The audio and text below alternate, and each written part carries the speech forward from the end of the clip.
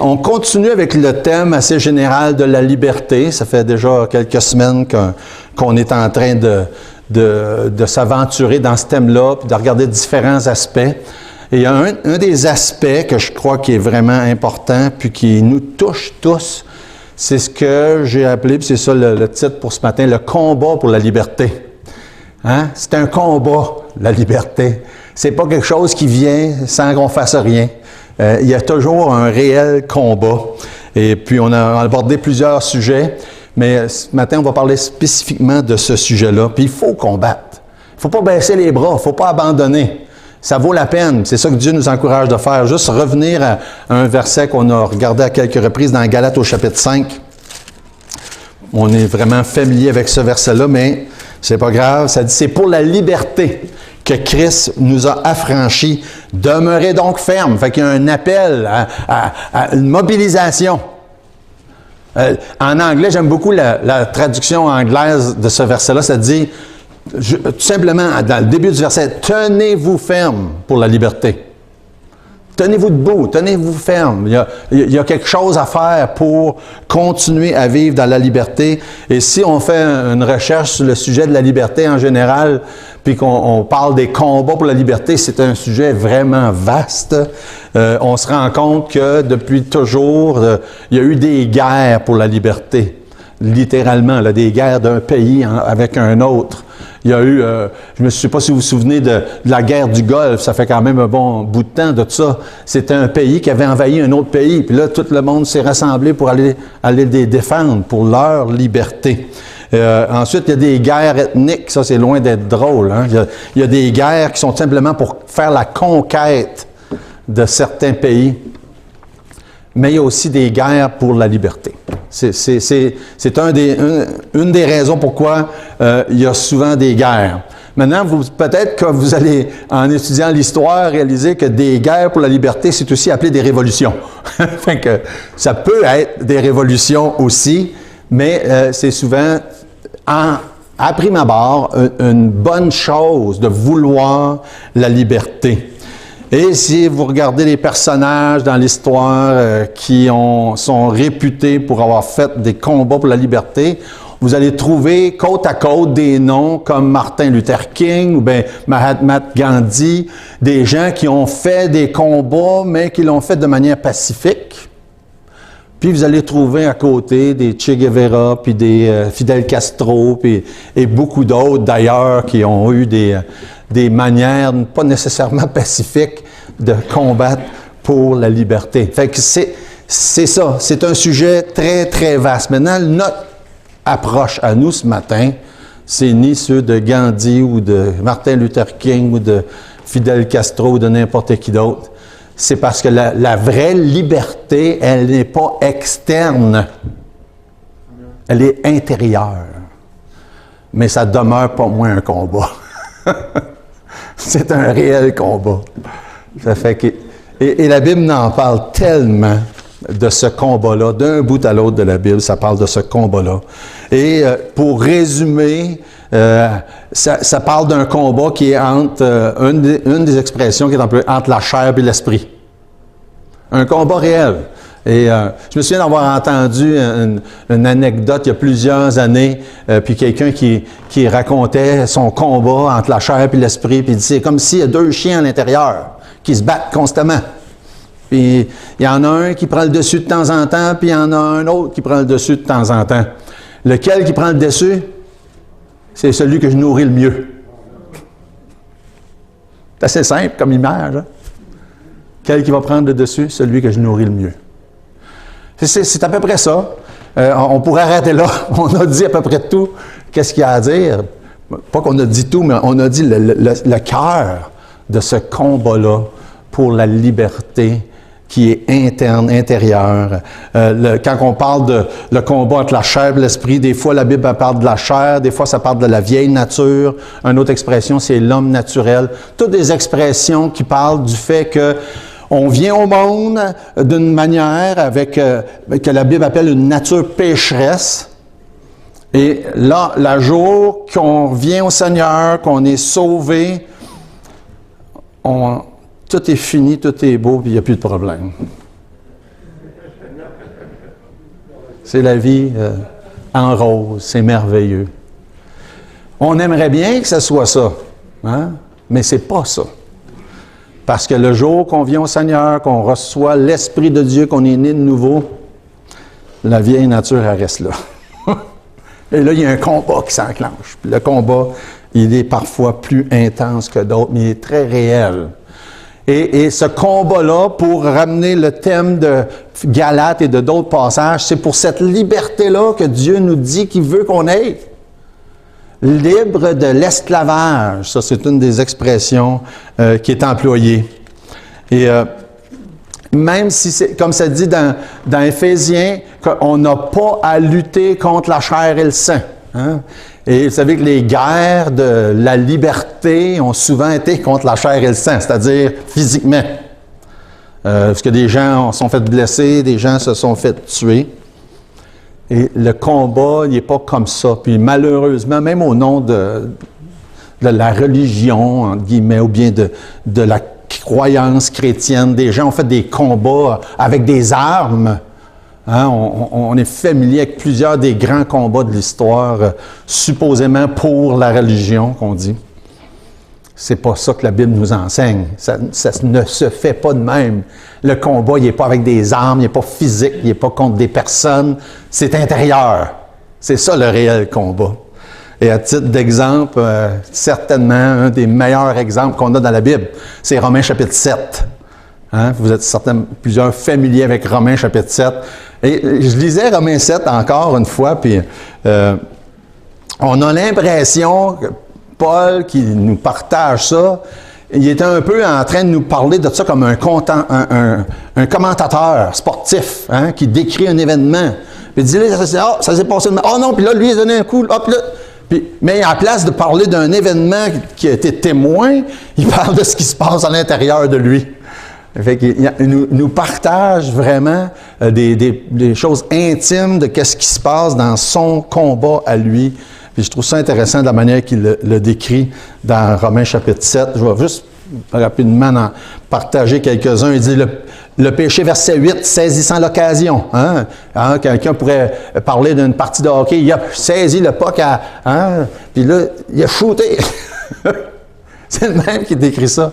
Son combat intérieur. Le péché, saisissant l'occasion, produisit en moi, par le commandement, toutes sortes de convoitises. Car sans loi, le péché est mort. Pour moi, étant autrefois sans loi, je vivais, mais quand le commandement vint, le péché reprit vie, et moi je mourus. Ainsi, le commandement qui conduit à la vie se trouva pour moi conduire à la mort, car le péché, saisissant l'occasion, me séduisit par le commandement et par lui me fit mourir. La loi donc est sainte, le commandement est saint, juste et bon. Ce qui est bon a-t-il donc été pour moi une occasion de mort, loin de là, mais c'est le péché, afin qu'il se manifeste comme péché, en me donnant la mort, parce qu'il est bon. Et je veux pas, comme je disais, je veux pas tout lire au complet. Par exemple, verset 17, maintenant ce n'est plus moi qui... verset 16, or si je fais ce que je ne veux pas, je reconnais par là que la loi est bonne, et maintenant ce n'est plus moi qui le fais, mais c'est le péché qui habite en moi. Il décrit un combat, une lutte interne, constante. Puis là, je me dis, si Paul a expérimenté ça, il faut croire que ça fait partie de ce que c'est supposé d'être la vie. C'est normal. Et c'est presque essoufflant à tout lire ça. Hein? C'est comme, il ne faudrait pas être dans ses souliers. Mais on l'est. On est dans ses souliers. C'est la même chose. Le combat, il est réel. Et on sait par ailleurs qu'il nous donne un exemple que toutes sortes d'autres choses, qu'est-ce qu'il vivait, que c'était pas évident. Et si j'aime beaucoup m'associer à Paul, loin de moi l'idée de penser être quelqu'un de grande valeur puis de grand accomplissement comme lui, mais je m'associe à lui dans le combat qu'il a eu avec sa chair, particulièrement au niveau de son orgueil. Je dis ça, je dis, ouais, c'est pas mal comme ça que ça se passe, moi aussi. Et il en parle en détail pas mal de son problème qu'il a subi. Une partie de son combat vient du fait qu'il était orgueilleux, puis qu'à cause de ça, Dieu a dit, mais toi, Paul, ça ira pas nécessairement toujours comme tu voudrais. Tu as besoin d'apprendre, tu as besoin de t'abaisser un petit peu. Hein, c'est vraiment ça qu'il nous raconte quand il parle de son combat dans 2 Corinthiens, au chapitre 12. C'est à cause de son orgueil. Fait que, il nous dit dans ce chapitre-là qu'il y avait un écharpe dans la chair. On n'est pas nécessairement familier avec quoi. Fait que là, son combat, il était au niveau de son orgueil. Son combat était au niveau de son écharpe dans la chair. Son combat était au niveau du fait qu'il a demandé à Dieu plusieurs fois de l'en délivrer. Puis son combat était au niveau du fait que Dieu a dit non. T'en délivrerai pas. Fait que il y avait toutes sortes d'avenues, toutes sortes d'aspects, toutes sortes de côtés à son combat. Puis évidemment, pendant tout ce temps-là, hein, imaginez-vous, tu es dans un marathon, tu fais face à tous les éléments, puis là, il y a quelqu'un qui commence à te fesser dessus pendant ce temps-là. Hein? Pendant tout ce temps-là, qui courait, puis qui combattait pour survivre, pour continuer à servir le Seigneur, il était persécuté, il était maltraité, il était battu, il était mis en prison pendant ce temps-là. Ça ajoutait à son combat. Fait que, d'une part, il y a eu physiquement, lui, des combats, puis il nous décrit en détail son combat interne dans plusieurs passages. Fait que, probablement que la plupart d'entre nous, d'entre vous, n'auront pas à faire le combat de la partie physique, là, comme Paul, où est-ce que littéralement s'est fait attaquer, s'est fait battre, s'est fait mettre en prison. Mais le combat interne, je pense pas que personne peut l'éviter. Quand on lit dans Éphésiens chapitre 6, ça nous rappelle que c'est pas contre la chair et le sang, c'est pas physique le combat. Et c'est bien de se le faire rappeler. Et par le fait même, ça nous indique que c'est de l'ordre spirituel que ça se passe. Et c'est pas contre la chair et le sang, mais c'est l'esprit qui est en cause. Puis, c'est clair, je pense que la plupart, vous le savez, c'est pas plus facile pour ça. C'est pas plus endurable, la douleur, spirituellement, mentalement, moralement, que physiquement. Et s'il y a de quoi, peut-être que c'est pire dans certains cas. Fait que définitivement, à partir de ces plus nombreux passages-là, on voit que le combat pour la liberté dans la vie chrétienne se fait au niveau de l'esprit. Et de là m'importance de bien saisir, de bien comprendre le rôle de l'esprit, puis d'être je m'en ai dit une autre expression en anglais, in sync. Je ne saurais même pas comment traduire ça en français. En tout cas, c'est la même longueur d'onde. Je pense que ça pourrait dire ça, avec l'Esprit de Dieu. Mais faut-il au moins comprendre comment ça marche, qu'est-ce qui se passe? Il y a tellement de confusion au niveau de l'Esprit, puis qu'est-ce que l'Esprit fait, puis qu'est-ce qui fait qu'on peut être en communion, puis en harmonie, puis soumis à l'Esprit Saint dans notre vie, dans notre marche chrétienne. Fait que, juste un peu de résumé sur... on parle de beaucoup de choses pratiques, mais toute notre pratique est basée sur notre doctrine. Hein, vous savez ça? Il faut que ça soit comme ça. On peut pas juste parler de choses pratiques, puis on peut pas juste parler de doctrine, les deux vont ensemble. Mais quand on parle du combat, puis de la liberté, puis de la vie chrétienne, faut comprendre que ça part par une saine doctrine, en particulier en rapport avec le Saint-Esprit, certainement un des sujets qui a le plus de confusion. À titre d'exemple, dans Jean chapitre 14, Jésus enseigne ses disciples, puis il dit, bientôt il y a des choses qui vont changer, en rapport avec l'Esprit, entre autres. Il dit, verset 16, dans Jean 14, « Je prierai le Père, il vous donnera un consolateur. » Si on regarde la définition, on parle d'un aide, un assistant, un accompagnateur. Et évidemment, clairement, le verset suivant parle du Saint-Esprit.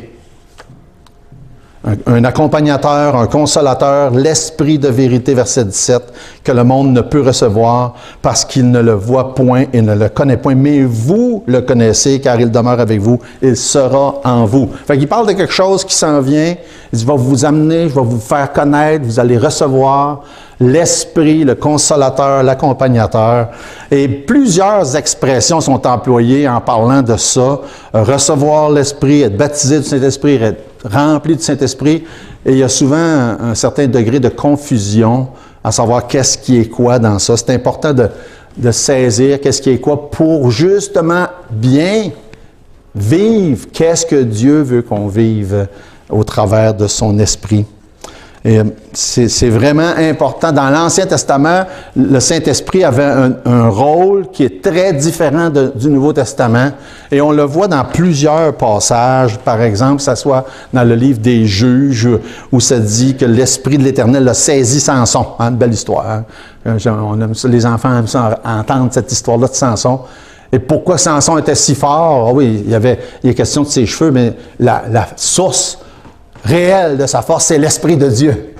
C'est ça la source de sa force. Et c'est comme ça que Dieu nous enseigne cette histoire-là. Et ensuite, on voit ça, par exemple, lors de la construction du temple, où Dieu dit qu'il a donné par son esprit la capacité, l'intelligence, le savoir-faire, entre autres à Bethsaléel et aux autres qui ont contribué à la construction du temple. Et tout à coup, Dieu leur donnait par son esprit la capacité de faire ce qu'ils ont fait.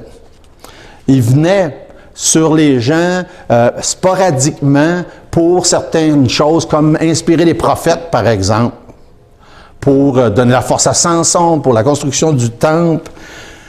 Et c'est dans ce sens-là que David parle dans le psaume 51, entre autres, parce que David, en tant que prophète, lui aussi, parce qu'il a été inspiré par Dieu pour la parole de Dieu, demande à Dieu de ne pas lui retirer son esprit.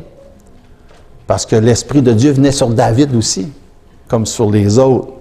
Et fait que c'est très différent, ça, de quand on arrive dans Jean 14 et les autres passages où Jésus dit, vous allez recevoir le Saint-Esprit, mais il va demeurer avec vous éternellement, d'une manière permanente, très différent de ce qui se passait dans l'Ancien Testament. Quand on arrive dans Actes 1:8, Jésus dit que c'est encore futur. Ça ne s'est pas encore passé. Il dit, vous recevrez, en parlant de ce qui s'en vient, une puissance, le Saint-Esprit surviendra sur vous, vous serez mes témoins, tout de suite. Ça, c'est Actes des Apôtres, chapitre 1. Jésus qui parle après sa résurrection. Et on sait, dans le chapitre 2, Actes des Apôtres, c'est ce qui se passe. Le Saint-Esprit vient d'une manière spectaculaire, et à partir de ce moment-là, les gens qui sont sauvés reçoivent le Saint-Esprit de manière permanente.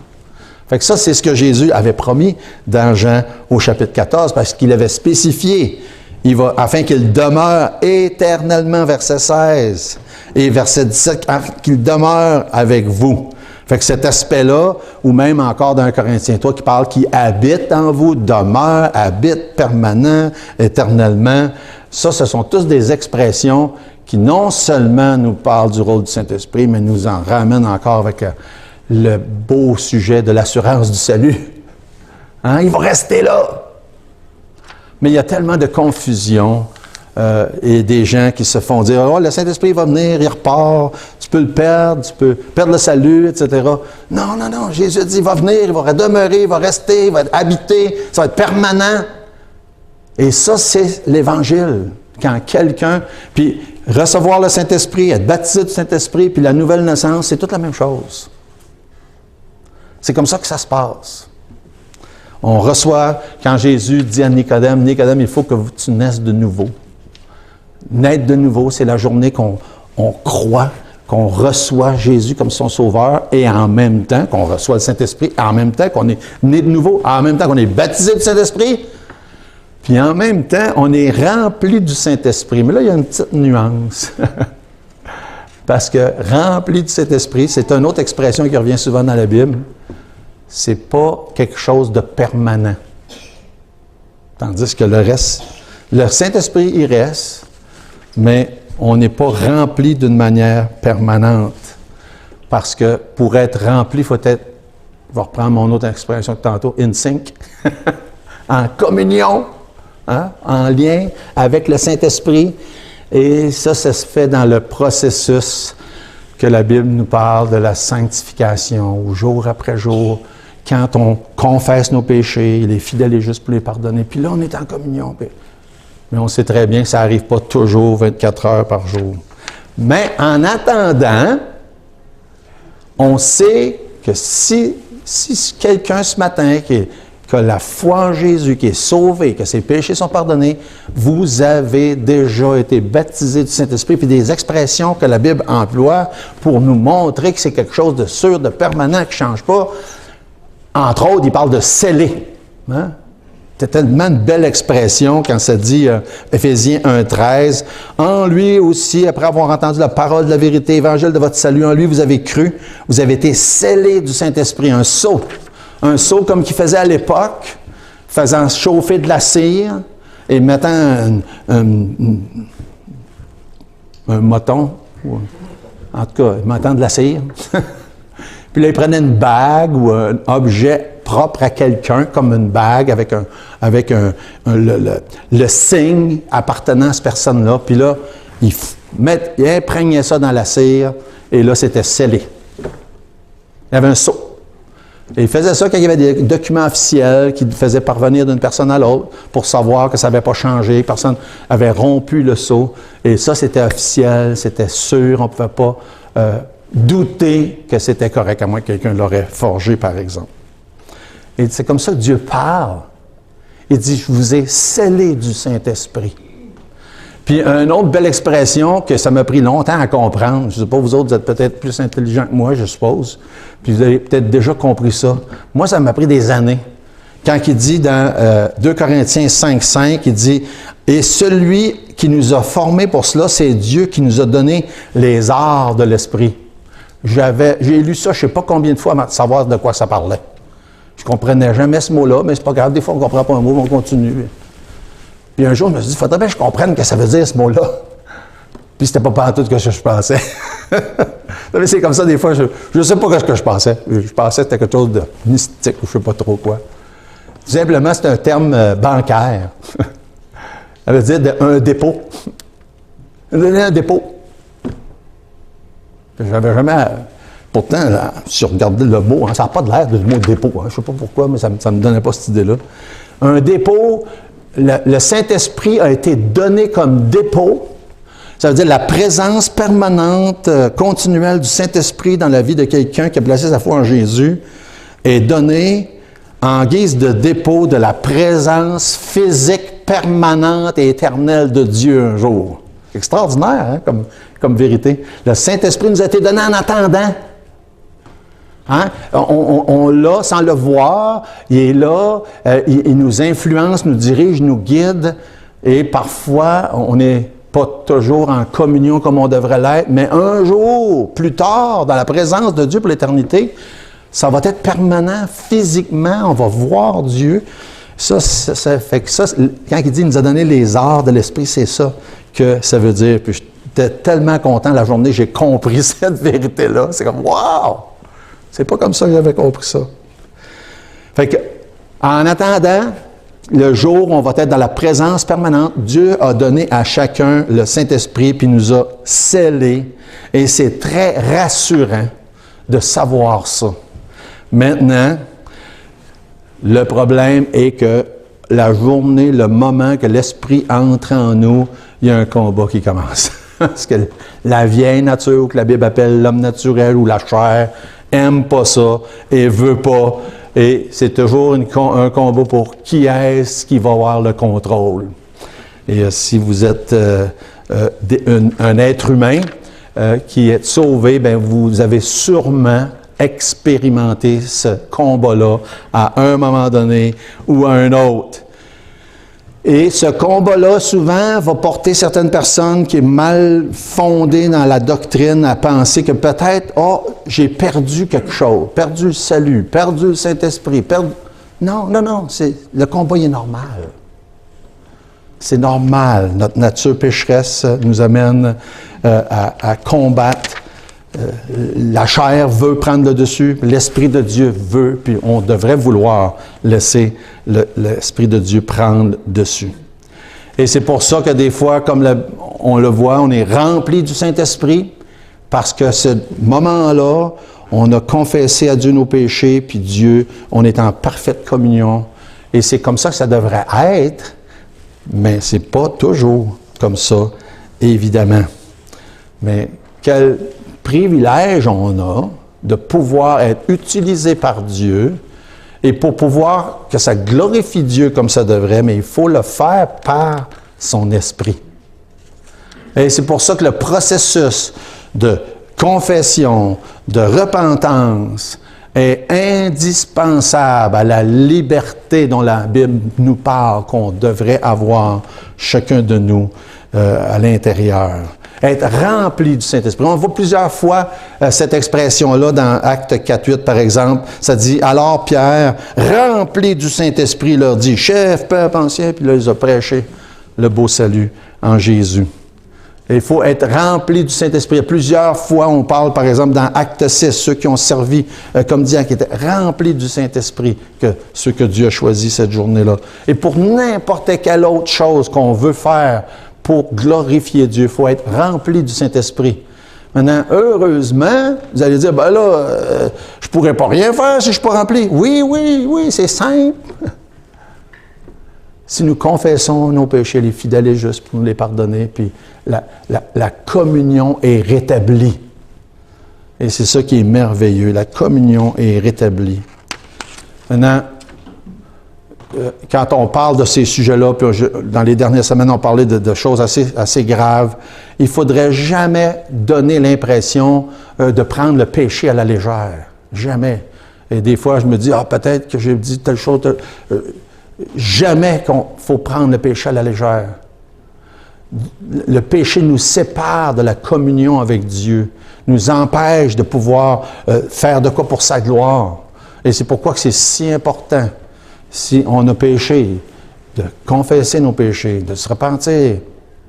Puis Dieu est fidèle, il nous pardonne. Maintenant, c'est pas une licence pour pécher, ça, là, en passant. Là. Hein?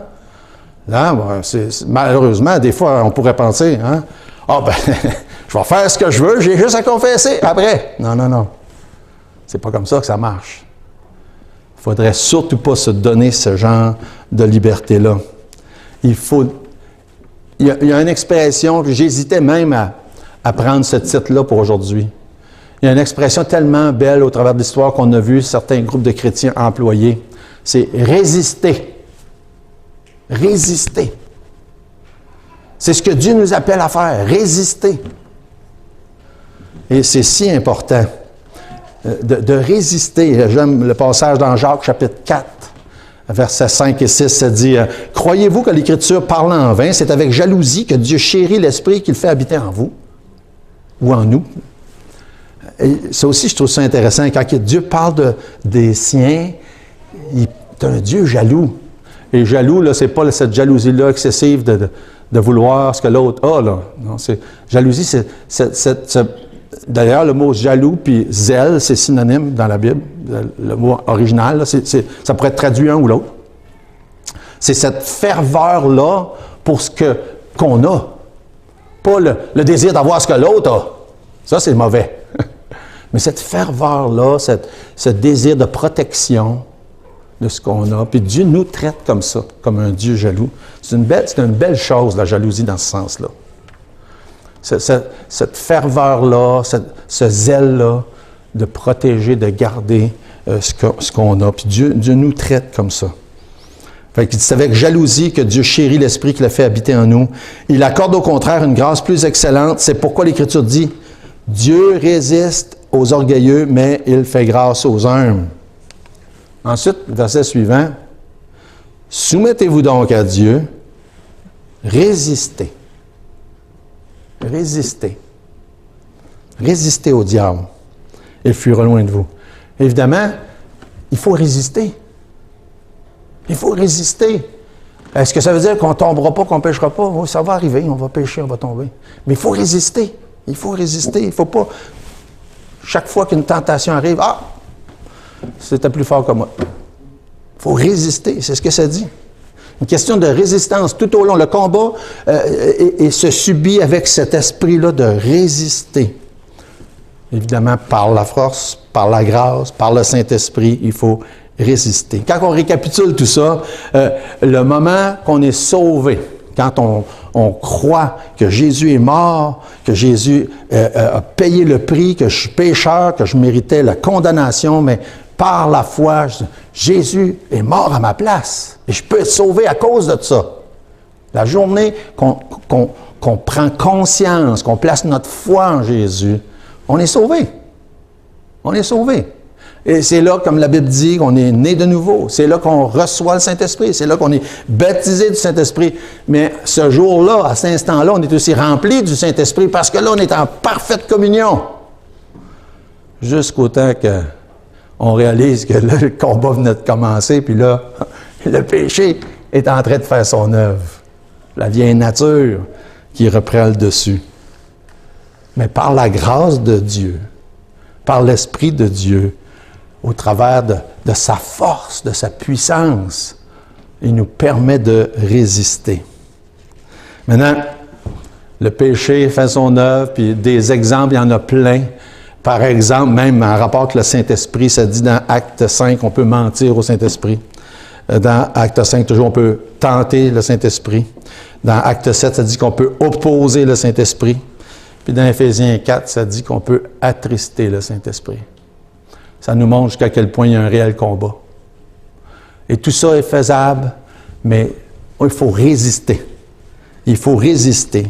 Et c'est sûr que j'aime beaucoup Éphésiens chapitre 4, verset 25 jusqu'à la fin du chapitre. On ne prendra pas le temps de le regarder ce matin. Je vous encourage à le faire. Parce que c'est un des versets, c'est justement le verset 4, chapitre 4, verset 30, quand il dit « N'attristez pas le Saint-Esprit de Dieu par lequel vous avez été scellés pour le jour de la rédemption. » Et alors là, l'idée, c'est de ne pas laisser la chair prendre le dessus puis le contrôle. C'est si facile à faire. Puis il y a plusieurs exemples qui sont donnés dans Éphésiens chapitre 4. Et je vous encourage à prendre le temps de regarder ça. Et même si le combat n'est pas contre la chair et le sang, le combat il est très, très réel. Et on peut revenir dans Galates au chapitre 5, parce qu'on a parlé de ça au début. Dans Galates au chapitre 5, verset 17, ça dit « La chair a des désirs contraires à ceux de l'esprit.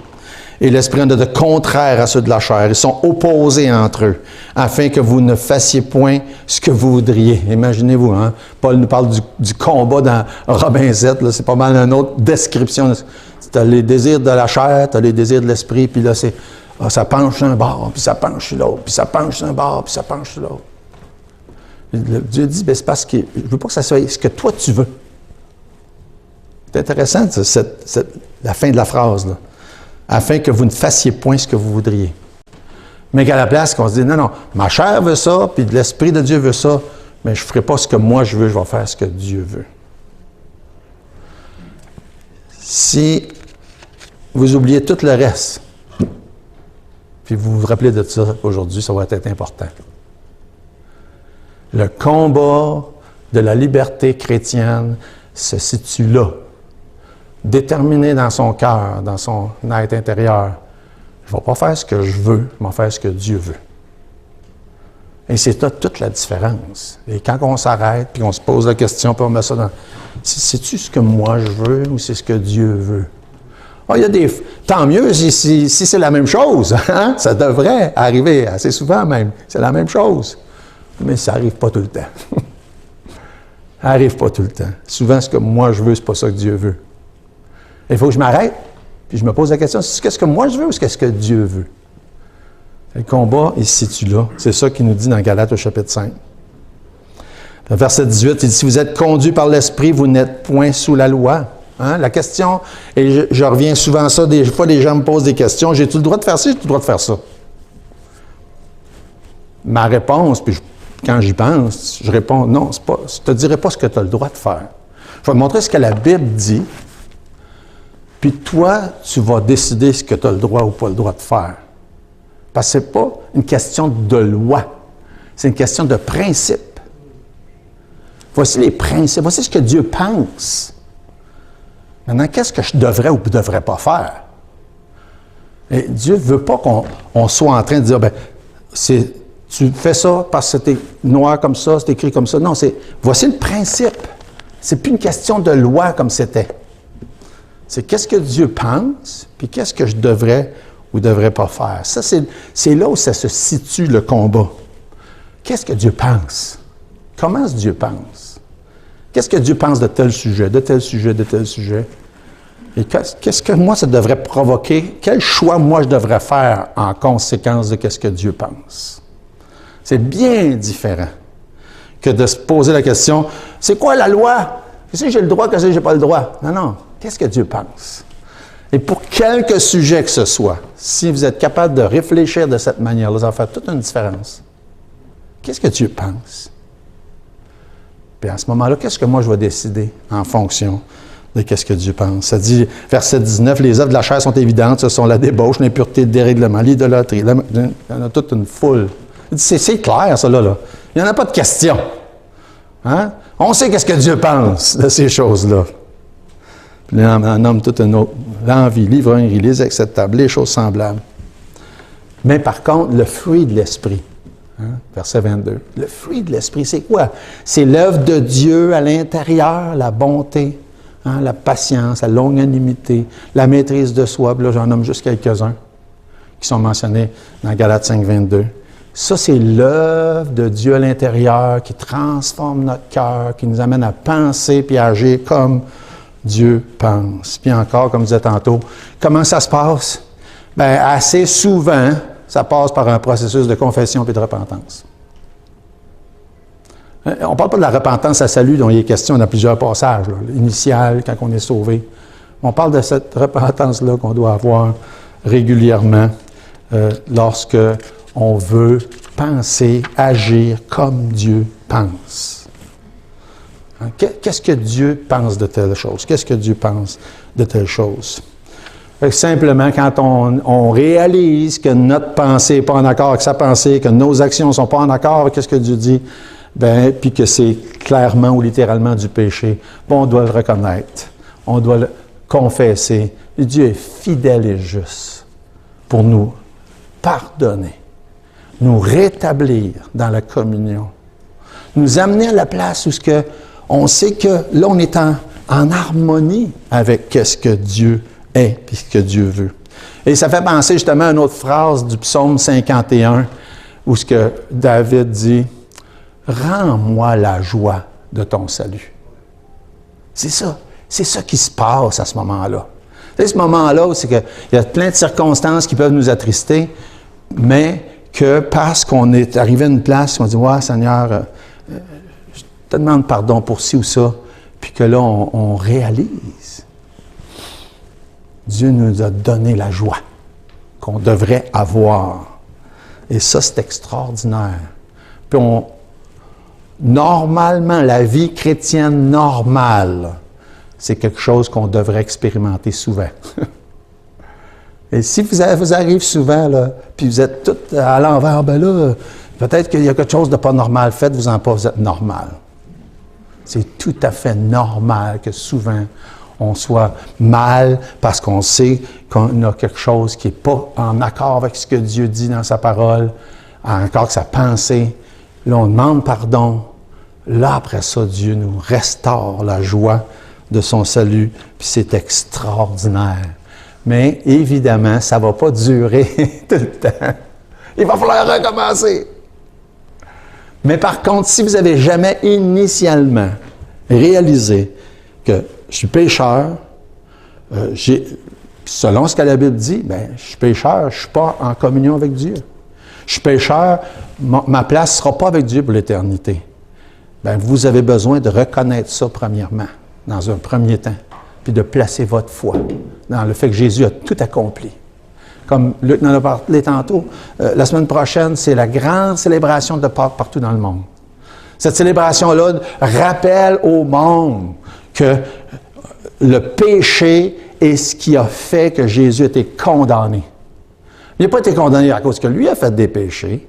Il a été condamné parce que j'ai fait des péchés. Je suis pécheur. Puis c'est pour me donner la possibilité d'avoir une place avec Dieu pour l'éternité par la foi en lui. Ça, c'est extraordinaire. Et si vous n'avez pas encore fait ce pas-là de la foi, je vous encourage fortement à le faire. Et de ne pas attendre. Hein? Comme la Bible dit, c'est aujourd'hui le jour du salut. Confessez à Dieu que vous êtes pécheur, puis demandez à Dieu de vous sauver. Placez votre foi en Jésus.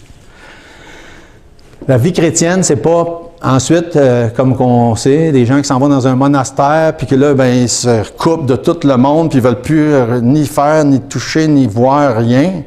Non, la vie chrétienne, c'est, comme Jésus dit, je vous envoie comme des brebis parmi les loups. C'est ça la réalité. On est dans le monde. C'est ça que ça doit être. Et la réalité aussi, un des derniers passages que j'aime tellement, c'est dans le psaume 37, qui illustre très bien ce que c'est la marche avec Dieu. Il dit, verset 23, « L'Éternel affermit les pas de l'homme et il prend plaisir à sa voix. » Dieu est là pour t'affermir, te tenir, t'aider. Mais ça dit le verset suivant, « S'il tombe, il n'est pas terrassé, car l'Éternel lui prend la main. » Ça, c'est la réalité. Dieu, il veut t'affermir. Mais il sait que tu vas tomber. Mais il dit, garde, je ne te laisserai pas là. Je vais te prendre la main. Et c'est comme ça que ça se passe. Le combat de la liberté se passe comme ça. C'est de réaliser que oui, ça va arriver qu'on va perdre une bataille. Mais on a toujours la possibilité de retourner à Dieu. Toujours la possibilité de lui demander pardon. Toujours la possibilité de retourner dans la plénitude de l'Esprit, de retourner dans sa communion, et toujours la possibilité de pouvoir être utilisé par lui pour sa gloire. On va prier. Notre Dieu, merci pour tout.